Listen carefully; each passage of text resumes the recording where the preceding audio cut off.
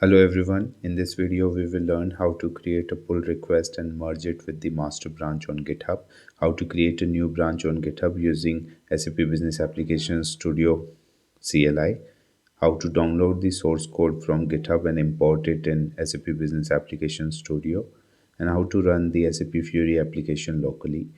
So please watch the video till end and I promise that you will learn a new aspect in terms of SAP Business Application Studio and GitHub configuration. Thank you. The translation in the Spanish locally. Now in our next video, we are going to update our UI and we will make it something like this where you will have avatar control. You will have your existing code here and we will create list item, the standard list item, and we will display the number of cards a user have and what are the position of the card. Is it in the active state or it's got expired? So these details will create. We'll also understand a complete detail about SAP demo toolkit, SAP UIFI demo toolkit. So watch the video till end. But in this video, we are going to push the code to our GitHub branch. If I can quickly give you an introduction about TechTools India GitHub, if you can write github.com/TechTools India/my bank details, you will get the my bank details application. This is what the app we are going to create. There are two branches. One is master branch, one is fragment underscore dialog branch. But what I want in last video, whatever we have tested, whatever the development we have done about I18N, I want to create a separate branch as I18N underscore Spanish here. And I would show you how you can download the source code and utilize it in the SPAs when you will do your next development. And to do that, let's get started. Right now we have our application, my bank details. So what we will do, we will create a new terminal and we will move inside our my bank details application by writing. I can zoom it a little bit. Now I think you can see it clearly. This is our application, my bank details. Right now we are in the projects folder. Now I would write cd my bank underscore details. Now I'm inside the project folder. Project folder means the actual SAP UIFI project folder. And now I need to push this code to my GitHub, and I also want to create a branch. Right now, if you will see, we have only two branches. I'll create a new branch, I18N underscore Spanish. Let's see how to do it. Once we are inside the project folder, we will write git init. Now our repository is reinitialized, and now I would add all the newly created file git add space dot. This is the command. Now all the files are added. Now I would commit git commit hyphen small m and then the commit description. So I can say it is a commit about I18N Spanish translation. Yeah. Okay. Now I'll hit enter. Now the code is committed. And now I need to create a new branch in GitHub. So I will write git branch hyphen capital N, small m for commit, capital M for creation of a new branch. And what should be the name of the branch that you need to give in the apostrophe? So the name of the branch should be I18N underscore Spanish. This should be the name of the branch. Now the branch is created and I will push my code. Git push hyphen u is the code command by which we can push the code. Origin and the name of the branch where we want to push the code. So I want to push it in the newly created branch, which is I18N underscore Spanish. This is my newly created branch, and I want to push the code to this branch, and I'll hit enter, and the code is pushed. So I will check whether the code is available in my repository. I will go, and if you will notice, the new branch I18N underscore Spanish is created in TechTools India my bank underscore details repository, and now it is asking me to compare and pull. And here right now, two branches are visible. Once I will do the compare and pull or refresh the application, you will see the I18N underscore Spanish branch would be available here. So I will click on the compare and pull. That's here. Now what we are doing, we are comparing the branch with master and we are pulling the code to master. So master branch would be updated with the new code and I18N underscore Spanish branch would be as it is. Next time, if we want to push any code to I18N underscore Spanish, we can do that. And if we are good with master, we can continue working with master. Now I'm leaving a comment here that I18N Spanish working. Like this, I can put some comment before open the pull request. Now I can create a pull request. Now, if you will notice the IIT in Spanish translation, this was the description we gave while the commit. So this is the description visible here. That's how we can identify which commit request it is. And this is the comment that I have given. I am the admin who is merging the branch with master. And now here it is clearly visible that this branch has no conflicts with the base branch because we haven't added any other code here. Now I can just click on the merge pull request, and I can say that this is the commit message that the user gave, and I can say confirm merge.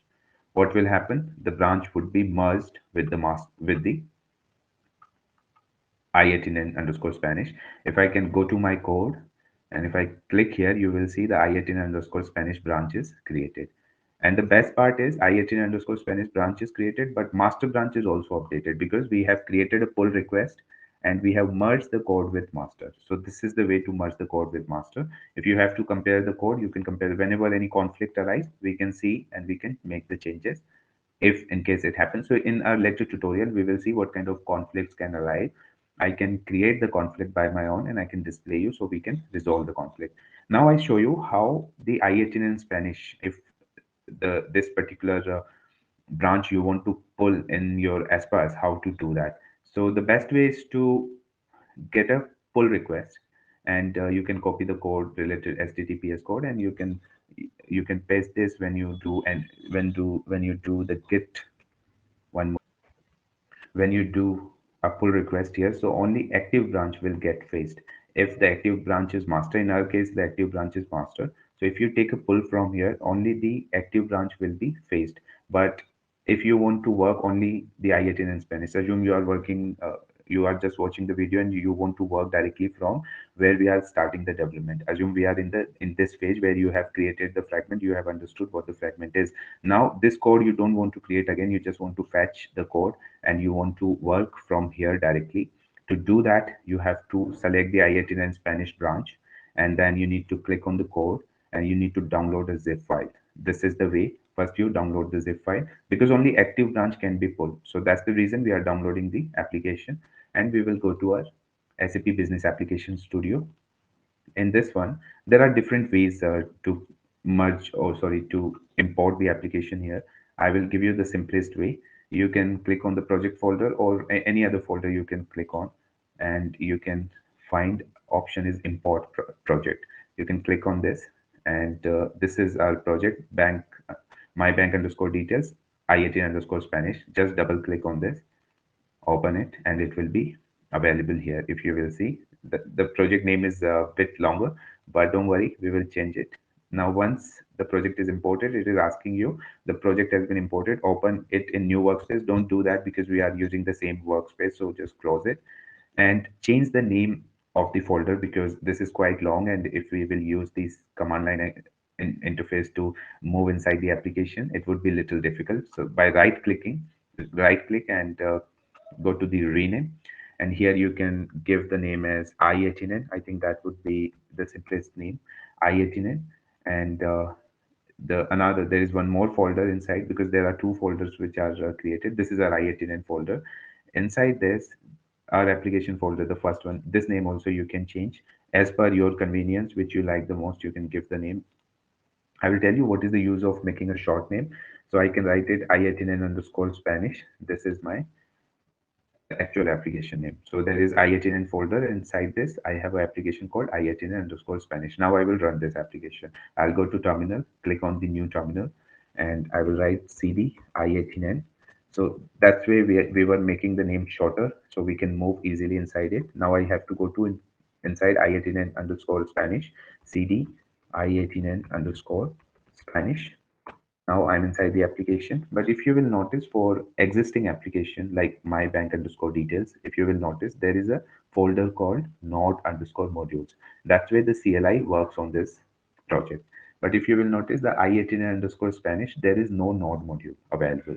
So if I write directly, if I want to run the application, if I write npm run start, this will not work. It will throw us an error because it cannot recognize what is node module, what is npm, what is run start command. It is not recognizing it.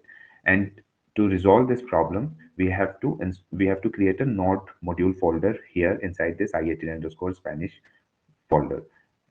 And to do that, you can write npm install. So npm would automatically available inside this folder. A new npm underscore module folder would be created. It would happen just in a moment. Okay. npm found for details. 13 pages are looking for funding. Okay.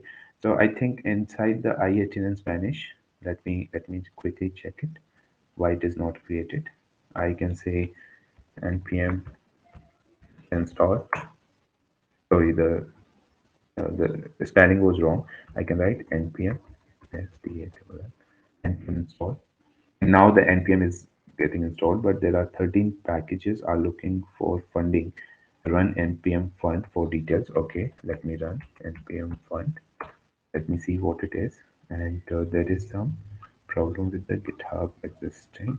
Okay, ideally it should be working fine. Let me see why it is not working. I can go to the